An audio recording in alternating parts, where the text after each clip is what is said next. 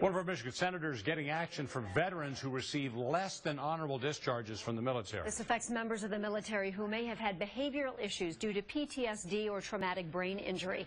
And joining us to talk about this now is Michigan Senator Gary Peters. Senator, so good to have you with us. I know we talked to you about this probably a year ago. You've been working on this tirelessly. Where do things stand today, and what is it all about? Well, you're right. We've been working on it. I'm happy to say it's now in a defense authorization that goes to the full Senate. It passed, an amendment passed to put it in. We're now going to be voting on the full bill tomorrow.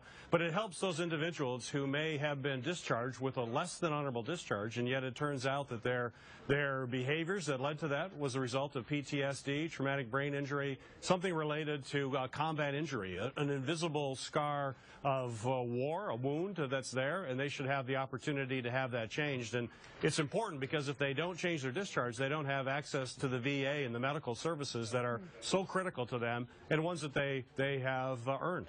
Now, Senator, how did this problem come to your attention? It came to my attention through veterans groups, hearing from individual veterans in the state of Michigan, but also veterans groups. I'm happy to say that all the major veterans groups across the country supported this legislation, actively advocated for it.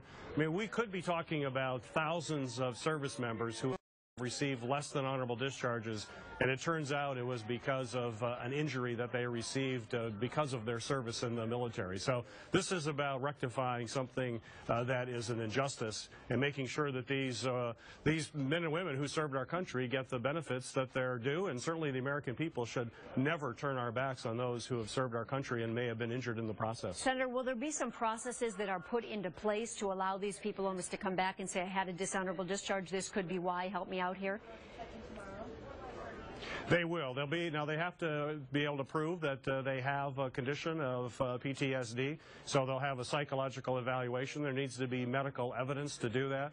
But now the process is in place, and the Department of Defense will look at that and create the kinds of processes necessary to take a look at that evidence to change that discharge. But if they have medical evidence that shows that they are suffering from PTSD related to their service in the military, that can get a change of the discharge papers and then allow them to get into the VA and get the medical benefits that they deserve and that they have earned. Yeah, Senator Gary Peters, we thank you so much for your efforts. Please keep us posted on this.